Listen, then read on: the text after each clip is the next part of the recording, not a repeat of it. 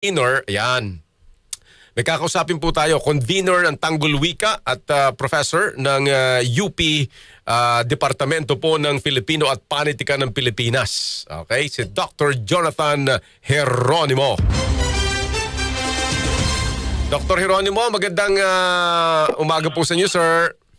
Magandang umaga po, Professor Ricky, at sa ating mga tagapakinig. Opo. Nako, salamat sa inyong panahon ngayong umagang ito. Una muna siguro, ano ang halagang pinag-uusapan na ito? Kasi, di ba, parang itong nag-leak na ito, ay nag-leak pa lang naman. Hindi pa naman, actually parang may consultation ngayon ng CHED, Doc Geronimo. So, kumbaga, bakit mahalagang, yun muna, bakit mahalagang pag-usapan na natin ito maski na ito'y hindi pa naman sure na maipapatupad? Okay. Una po, nakakabahala nga yung biglaang paglalabas niya. No? In fact, ngayon nga ay magkakaroon doon ng consultation at marami sa mga professors natin ang hindi pa nakakatanggap ng Zoom link para doon sa sinasabi nilang public hearing na gagawin ngayong 2 p.m. No? Nakababahala kasi kung titignan natin, binabago talaga niya yung basic na prinsipyo ng general education. Mula doon sa pag-develop natin ng holistic, di ba, makatao, critical na framework ng general education, parang nakikita natin ngayon ay market-driven na. No? O yung pag-develop na lang ng mga technical skills, yung gustong i-develop sa atin ng Commission on Higher Education. Particular sa mga estudyante natin sa kolehiyo. Yan. Okay. So, very good. Para lang po doon sa mga nakikinig at nanonood sa atin na maybe not so familiar. Sa atin, ang mga na-teacher na, mga guro at nasa kolehiyo, medyo kabisado na ito eh. Doc, siguro yung yung connection nito doon sa crisis natin ngayon sa edukasyon. Kasi mukhang kailangan maano din natin, ma-highlight din natin ito eh. So, given na may crisis tayo sa edukasyon at kailangan rumisponde ang higher education institution dito, ano ang tama nito kung sakaling ipatupad ito? Meron ba kayong nakikita? At paki-identify mo nga kung ito'y ipapatupad? Okay, magandang tanong yan, kasi ang sinasabi nila, ito daw, ang pinanggagalingan daw nito talaga ay parang yung mga politiko kasi, masabi natin, diretso ko na sasabihin, naglalako sila ng gawing 3 taon na lang yung kolehiyo, So tingin ko isa yan sa mga dahilan kung bakit tinutulak nila ito. Pero mahalagang malaman din ng mga kababayan natin na mayroong matinding krisis, halimbawa sa disinformation, napakalala niyan. Makikita din natin halimbawa yung kalagayan, sa Pilipinas, yun yung political na klima, ang tindi ng corruption, etc.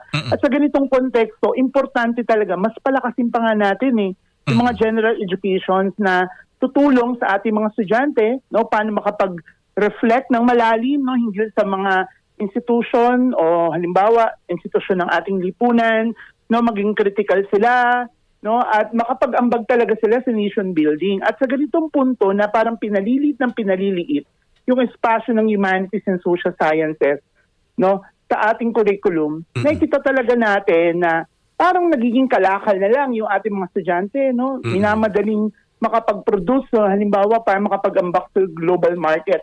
Pero nakakalimutan yung essential, kung bakit ba dapat lumikha tayo ng mas holistiko at makataong edukasyon para makapag-develop din, hindi lang na magagaling sa iba't ibang larangan, sa iba't ibang trabaho, kundi ang basic na prinsipyo ay maging mahusay din silang mamamayan at makapag-ambag talaga doon sa pag-unlad ng ating lipunan. Alright. Sige po. So nabanggit ninyo yung humanities at social science. Ito nga po yung binabanggit natin kanina na inaalmahan nga po halimbawa ng mga nasa history kasi dito po sa bagong reframed na proposal na nag-leak ay parang yung history na Philippine Studies ay isasama sa Rizal at alam naman natin mga 3 oras lang po yan. Sir, siguro paniwanag natin sa mga nakikinig nanonood sa atin yung binabanggit mo na yung ano ba ang skills na nahuhubog talaga nitong mga GE courses na ito para sa mga nakikinig sa atin. Siguro mga nanay, mga tatay na may anak, diba? May anak silang nag-aaral dahil yung iba hindi na siguro nagkaroon ng pagkakataong magkolehiyo kaya medyo malayo ng isipin dito. Yung mga anak nila na nag-aaral, anong kahalagahan, anong mga skills yan at bakit yan mahalaga sa estudyante? Okay, ako po particular, nagtuturo ko ng PA 100 sa UP Diliman, So ito yung Rizal course. Mm-mm. At nakikita natin, no, dito sa pagsasama halimbawa o binabalak na ng pagsasama ng Rizal course at ng history, nakikita natin una, mapapalabnaw talaga niya halimbawa yung pagtalakay sa Macda ni Rizal. Mm-mm. At yung talagang binabanggit doon, ang diin talaga siya ayon doon sa RA 1425. Batas kasi yan eh. Mm-mm. Prof. Ricky, no, batas itong Rizal law, ano? Mm-mm. At talagang nang dyan yung pagkamakabayan ng ating mga estudyante. Mhm. At sa tingin ko, mahalaga yun eh. Di ba? Paano ka makapag-aambag, paano ka magkakaroon ng motibasyon na mag-ambag, no? At paano critically mag-aambag doon sa iyong, halimbawa sa trabaho, no? Na merong, siyempre, nang merong pagkukonsidera halimbawa doon sa malasakit sa iyong kapwa, etc. Nade-develop yan dyan sa mga kursong iyan. Mm-mm. Sa usapin ng kasaysayan, hindi ba? Napakatindi ng historical distortion. Mm-mm. No, importante ngayon na malay yung bata, no, ano ba yung aking kasaysayan, no, saan ba ako nagmula, ano ba yung aking mga dapat maging pananaw, no, hinggil at tamang pagtingin halimbawa sa mga pagbabagong ito, no, sa ating lipunan. Importante 'yan. No, yung ethical, no, yung ethics halimbawa, no, ethical na pakikisalamuha, no, sa trabaho, importante din 'yan. No, yung komunikasyon, no, particular doon sa usapin na ano ba yung wikang dapat gamitin, no? Halimbawa sa konteksto ng Pilipinas, no? Paano ba makipag-ugnayan halimbawa, no? Sa kapwa manggagawa o halimbawa ay patatagin halimbawa yung mga iba pang mga kakayahan natin, no? Sa lohika, halimbawa sa iba pa, no? So sa tingin ko, ito yung mga soft skills, no? Na sa tingin natin ay mahalaga talaga para maghubog, no? Holistically yung ating mga estudyante. Hindi lang talaga sila i-develop bilang mga manggagawa sa iba't ibang larangan. Prof, ang sinasabi naman dito ng iba, pag kolehiyo kasi, kailangan sagutin din natin ito head-on, Prof. Pag kolehiyo kasi talagang skills na ang dinidevelop kasi kolehiyo na. At yung mga sinasabi ninyong yan, sa basic ed yan. Tandaan mo nung bago sa K-12, di ba yung sinasabi nila na ito mga gen ed na to, ibinaba na to sa senior high. So kaya tinapyasan na nila ng tinapyasan, mainit ang ulo nila sa kolehiyo. Di ba? Kasi parang, so ano ba sagot nyo doon na, sa basic ed na yan. Pero sa kolehiyo, let's prepare them for skills talaga na computer science, engineering, science, courses. Paano nyo sinasagot yon, Prof? Okay, una yung tungkol sa duplication, no? Duplication. Sige, una, yung sa duplication kasi, kung titingnan natin, nagbawas na rin po sa konteksto lang, no, nagbawas na rin sa senior high school nung mga sinasabi nilang ibinabana nila noong 2013, no, yung CMO 20 series of 2013, bagong GE yan. So yung mga tinanggal dyan, sinasabi nila, argument nila, inilipat yan sa senior high school. Pero ngayon, natatanda natin, this school year, ipapatupad na 5 core subjects na lang. Yeah. No, ang ipapatupad sa senior high school. So ibig sabihin, yung ibinaba nila dati, tinanggal na rin nila. No? So sa may salta, saan pa ito madedevelop ng mga estudyante? No? So ibig sabihin, dinecongest na rin daw nila. Okay. Pagdating naman sa kolehiyo, bakit mahalaga pa rin? Tingin natin, hindi duplication yung prinsipyo dyan. Ang tingin natin dyan, pinapalalim mo, no, yung natutunan ng estudyante from basic education, pinapalalim mo siya pagdating sa kolehiyo. Kasi sa totoo lang, no, Sir Ricky, nagturo ako sa senior high school bago ako later lumipat sa kolehiyo. At nakita ko talaga, yung mga estudyante talaga, masyado pang mababaw yung pagsusuri nila, yung pagsusulat nila, ang daming mali-mali sa grammar. Yes. No, galing yan sa senior high school. Produkto yan ng senior high school. Right. Produkto yan yung sinasabi nila na inuulit, no? Samantalang pagdating sa kolehiyo, no, ay kulang pa rin yung mga kasanayan ito. Kaya pinapalalim mo siya, no, bago siya tumawid sa bagong niyang mga disiplina o programa. Tama. Kasi ako hanggang ngayon, Prof, I am teaching the contemporary world.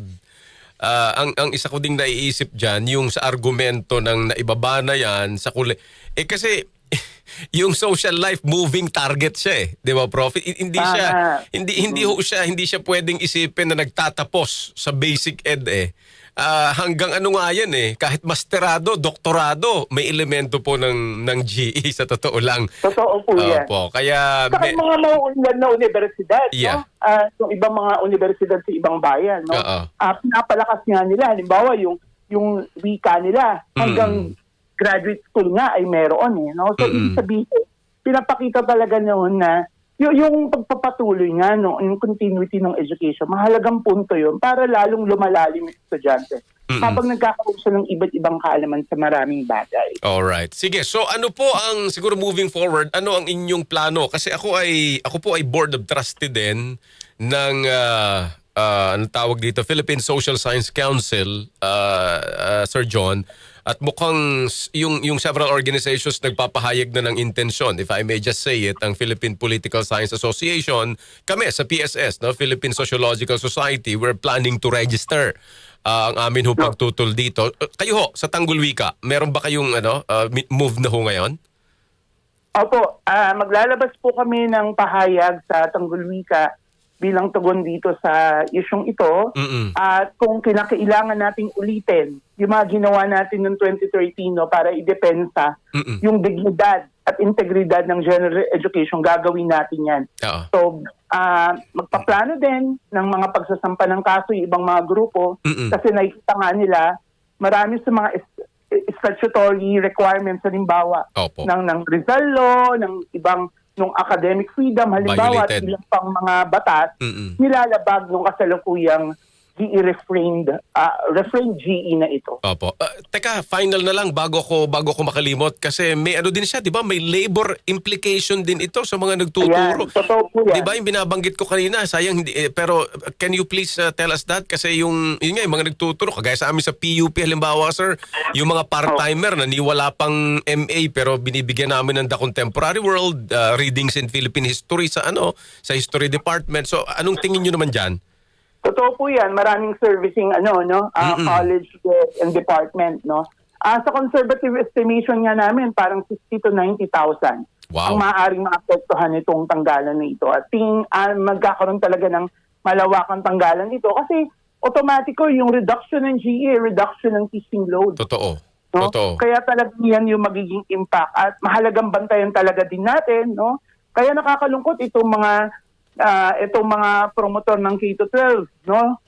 Nakita natin failure ng K-12, sira din yung mga nagpapasimuno ngayon ng reduction nito sa kolehiyo. So, talagang sa tingin natin, hindi na natin kailangang pakinggan itong mga politikong ito. At mahalagang makinig talaga no, doon mismo sa mga guro na nagtuturo ng mga disiplinang ito. At nakakaalam ng batayang prinsipyo ng mga disiplina Sir John, o ng general education sa kabuuan. Ulitin ko lang yung estimated yung number, 60 to 90,000?